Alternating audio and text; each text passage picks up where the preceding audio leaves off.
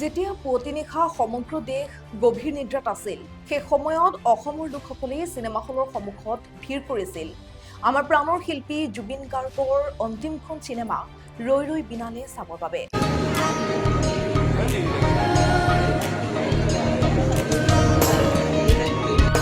জুবিন গাৰ্গৰ এক সপোন আছিল যে অসমীয়া চিনেমা চাবৰ বাবে লানি নিচিনা ফুট পাব আৰু জুবিন গাৰ্গৰ সেই সপোন পূৰণ হ'ল কিন্তু অতি দুখৰ কথা যে জুবিন গাৰ্গ আজি আমাৰ মাজত নাই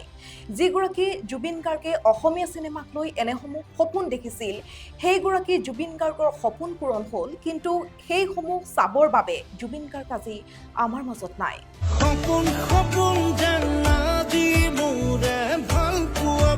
ৰাজ্যৰ চৌপাশে এতিয়া ৰৈ ৰৈ বিনালে ধুমুহা কেৱল মাত্ৰ ৰাজ্য বুলি ক'লে আচলতে ভুল কোৱা হ'ব দেশৰ বিভিন্ন প্ৰান্তত এতিয়া দেখিবলৈ পোৱা গৈছে দেশৰ বিভিন্ন প্ৰান্তৰ যিসমূহ চিনেমা গৃহ আছে বা ছবি গৃহ আছে সেই সকলো ছবি গৃহতে এতিয়া ৰৈ ৰৈ বিনালেৰ ধুমুহা আৰু সমগ্ৰ দেশৰ বিভিন্ন চিনেমা হলত প্ৰায় ৮০০তকৈও অধিক চিনেমা হলত দেখিবলৈ পোৱা গৈছে যে ৰৈ ৰৈ বিনালে প্ৰদৰ্শিত হৈছে এয়া গুৱাহাটীৰ মেট্ৰিক্স চিনেমা হলৰ দৃশ্য পুৱা ৪:২৫ আৰম্ভ হৈছে প্ৰথমটো শ্ব' আগনিশা শ্ব'টোৰ টিকট মুকলি কৰা হৈছিল কিন্তু প্ৰায় ২০ মিনিটৰ ভিতৰতেই সকলো টিকেট শেষ হৈ যায় এনেধৰণৰ পৰিৱেশ ৰাজ্যত আগতে ঘটা নাছিল আৰু সমগ্ৰ ভাৰততেই এই পৰিৱেশ বিৰল ১৭ বছৰে জুবিন গাৰ্গে বুকুত বান্ধি ফুৰা এটা সপোন এখন ছবি ৰৈ ৰৈ বিনালে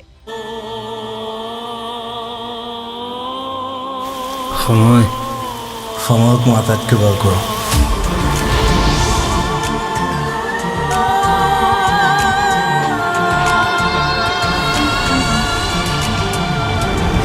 বছৰ পুৰণা অসমীয়া ছবিৰ উদ্যোগ ১৯৩৫ চনত জ্যোতিপ্ৰসাদ আগৰৱালাদেৱৰ পৰিচালিত আৰু লক্ষ্মীনাথ বেজবৰুৱাৰ কাহিনীৰে নিৰ্মিত ছবি জয়মতী আছিল প্ৰথম অসমীয়া আৰু দেশৰ ষষ্ঠ শ্ৰব্য ছবি পাছলৈ এই অসমীয়া চিনেমাৰ উদ্যোগটো আগবঢ়াই লৈ গৈছিল ৰোহিণী কুমাৰ বৰুৱা ফণী শৰ্মা দৰা আহমেদ ইন্দ্ৰ বনিয়া জাহ্নু বৰুৱা ভূপেন হাজৰিকা ব্ৰজেন বৰুৱা ভৱেন্দ্ৰনাথ শইকীয়া আদিয়ে অসমীয়া চিনেমাক এটা নতুন মাত্ৰা প্ৰদান কৰিছিল মুনীন বৰুৱা অৰ্থাৎ আমাৰ সকলোৰে মৰমৰ ভাইমন দায়ে হিয়া দিয়া নিয়া দাগ নায়ক কন্যাদান বিধাতা ৰামধেনু ইত্যাদিয়ে যথেষ্ট সমাদৰ লাভ কৰিছিল কিন্তু বিংশ শতিকাৰ পাছৰ ফালে দশকৰ শেষাৰ্ধৰ পৰা চলচ্চিত্ৰ নিৰ্মাণ স্থবিৰ হৈ পৰে তাৰ কাৰণ বহুতো আছিল ইয়াৰ ভিতৰত প্ৰধান কাৰণবোৰ আছিল চিত্ৰগৃহৰ অভাৱ ডাঙৰ চলচ্চিত্ৰ উদ্যোগ যেনে বলিউডৰ হেঁচা একঘেয়ামী ছবি পৰিৱেশকৰ অসমীয়া ছবিৰ প্ৰতি অনীহা ইত্যাদি ইত্যাদি ২০১১ চনৰ আৰম্ভণিতেই ৪ ফেব্ৰুৱাৰীত মুক্তি লাভ কৰে ৰামধেনুৱে ৮ বছৰৰ বিৰতিৰ পিছত এই ছবিখন পৰিচালনা কৰে মুনীন বৰুৱাদেৱে ছবিখন দৰ্শকে আদৰি লয় আৰু বহু বছৰৰ পাছত অসমীয়া ছবি চাবৰ বাবে চিত্ৰগৃহত ভিৰ কৰেহি দৰ্শকে তথাপিও বহু বছৰ পৰি ৰয় অসমীয়া চিনেমাৰ উদ্যোগ উল্লেখ্য যে অসমীয়া বোলছবিৰ উদ্যোগতকৈ মাত্ৰ ৪ বছৰহে পুৰণি বলিউড আৰু সাউথৰ চিনেমা কিন্তু এই বলিউড আৰু সাউথৰ চিনেমা উদ্যোগ কিন্তু বহু দূৰ আগুৱাই যায় যি সময়ত অসমীয়া চিনেমা প্ৰায় নোপোৱা হৈছিল তেনে সময়তেই স্তিমিত অসমীয়া চিনেমাৰ উদ্যোগটোক পুনৰ প্ৰাণ দিবলৈ মুম্বাই এৰি গুচি আহে জুবিন গাৰ্গ প্ৰায় ২ কোটি টকাৰ বাজেটেৰে এখন চিনেমা নিৰ্মাণ কৰিলে নাম হৈছে মিছন চাইনা যিখন আছিল অসমীয়াৰ প্ৰথম বিগ বাজেটৰ ছবি স্কুল কলেজ আদিলৈ গৈ জুবিন গাৰ্গে সকলোকে আহ্বান কৰে এই চিনেমাখন চাবলৈ আৰু এই ছবিখনে উপাৰ্জন কৰিলে প্ৰায় ৬ কোটি টকা এয়াই আছিল অসমীয়া চিনেমাৰ আৰম্ভণি তাৰ পাছলৈ অসমত বিগ বাজেটৰ ছবি নিৰ্মাণ হ'বলৈ ধৰে আৰু তেতিয়াৰে পৰাই পিছলৈ উভতি চোৱা নাই অসমীয়া ছবিৰ উদ্যোগে আজি পুনৰ অসমীয়া ছবি উদ্যোগে মূৰ দাঙি উঠিছে আৰু অসমৰ হলত উফৰাই পেলালে জুবিন গাৰ্গৰ অন্তিমখন ছবি ৰৈ ৰৈ বিনালে বলিউডৰ বিগ বাজেটৰ ছবিকো এতিয়া অসমৰ প্ৰতিটো ছবিগৃহত কেৱল মাত্ৰ জুবিন গাৰ্গৰ ছবি ৰৈ ৰৈ বিনালে সেই নামটোৰ দৰে প্ৰতিগৰাকী লোকে যিসকল লোকে ৰৈ ৰৈ বিনালে চিনেমাখন চাইছে প্ৰতিগৰাকী লোকে চিনেমাখনৰ নামটোৰ দৰে কন্দা আমি দেখিবলৈ পাইছো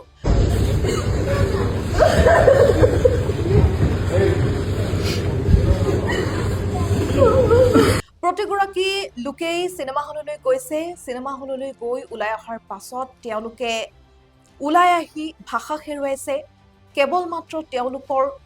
দুচকু আজি বৈ ৰাখিছে একো ভাষা নাই আচলতে সব মানে কান্দিয়ে থাকিলো সব কেনেকৈ জানে এটা মানুহে মানে ভাষাই নাই মানে ক'বলৈ কাৰণে এইটো লাষ্ট মানে আমাৰ প্ৰভুক আমি লাষ্ট টাইমৰ বাবে দেখা পালোঁ কেৱল মাত্ৰ দৰ্শকসকল অথবা জুবিন অনুৰাগীসকলেই নহয় এই ৰৈ ৰৈ বিনালে চিনেমাখনৰ লগত জড়িত যিসকল কলা কুশলী বা যিসকল টিম ৰৈ ৰৈ বিনালে যিটো টিম সেই সকলো লোকেই সেই টিমটোৰ প্ৰতিগৰাকী সদস্যই আজি মুখৰ ভাষা হেৰুৱাই পেলাইছে বহুত মিছ কৰিম আৰু মই এক্টিং নহয় মানুহ তাই প্ৰথম চিনেমাখনতে এক্টিং কৰাইছে এইখনতো এক্টিং কৰাই গুচি গৈছে মই ভাবাই নাছিলোঁ তাৰ জীৱনৰ লাষ্ট চিনেমা হ'ব বুলি গৰিমা শইকীয়া গাৰ্গ যিগৰাকী গৰিমা শইকীয়া গাৰ্গে 19 ছেপ্টেম্বৰৰ পৰা আজি পৰ্যন্তলৈকে কেৱল মাত্ৰ চকুলো টুকিছে সেইগৰাকী গৰিমা শইকীয়া গাৰ্গেও এই ছবিখন চাই অহাৰ পিছত তেওঁ কিবা এটা ক'বৰ বাবে ভাষা হেৰুৱাই পেলাইছে মানে নিজে যদি তেওঁ সঁচাকৈ যাবলৈ পালে তেনেখিনি বেছি ভাল লাগিলে নাকান্দিব আপুনি বহুত কান্দিছে আপুনি এতিয়া ষ্ট্ৰং হোৱাৰ সময় ৰাইজে বহুত মৰম দিছে জুবিন দাক সদায় খুব সাহস কৰি আহিছোঁ ছবিখন চাবতো লাগিব ৰৈ ৰৈ বিনালে এই চিনেমাখনে হয়তো প্ৰথমখন এনে চিনেমা যিখন চিনেমা চাবৰ বাবে প্ৰতিগৰাকী অসমীয়াই বুকুত যথেষ্ট সাহস গোটাবলগীয়া হৈছে চিনেমাগৃহত প্ৰৱেশ কৰাৰ পূৰ্বে প্ৰতিগৰাকী লোকে বুকুত অদম্য সাহস লৈহে আচলতে চিনেমাখন চাবলগীয়া হৈছে গুৱাহাটীৰ পিভিআৰত একেৰাহে 28টা দৰ্শনী চিনেপলিছত 22টাকৈ দৰ্শনী আইনক্সত 23টাকৈ দৰ্শনী এনেদৰে অসমৰ প্ৰতিটো ছবিগৃহতেই দেখিবলৈ পোৱা গৈছে যে কেৱল মাত্ৰ ৰৈ ৰৈ বিনালে আৰু জুবিন গাৰ্গে আশা কৰা ধৰণেৰে আগবাঢ়িছে এতিয়া অসমীয়া চিনেমাৰ জয়যাত্ৰা কিন্তু এই দৃশ্যৰ সাক্ষী হ'বলৈ নাই অসমীয়াৰ হিয়াৰ আমঠু জুবিন গাৰ্গ ৰৈ ৰৈ বিনালে এই চিনেমাখন কেৱল মাত্ৰ এতিয়া চিনেমা হৈ থকা নাই এই চিনেমাখন প্ৰতিগৰাকী অসমীয়াৰ আবেগ আৰু এই চিনেমাখনৰ সন্দৰ্ভত আপুনি যদিহে এতিয়ালৈকে চিনেমাখন চাইছে তেনেহ'লে এই চিনেমাখনৰ সন্দৰ্ভত আপোনালোকৰ অনুভৱ আমাৰ কমেণ্ট বক্সৰ জৰিয়তে জনাব পাৰে আৰু যদিহে আপোনালোকে অতি শীঘ্ৰেই জুবিন গাৰ্গৰ ন্যায় পোৱাটো বিচাৰিছে তেনেহ'লে আপোনালোকেও লিখক কমেণ্ট বক্সত জাষ্টিছ ফৰ জুবিন গাৰ্গ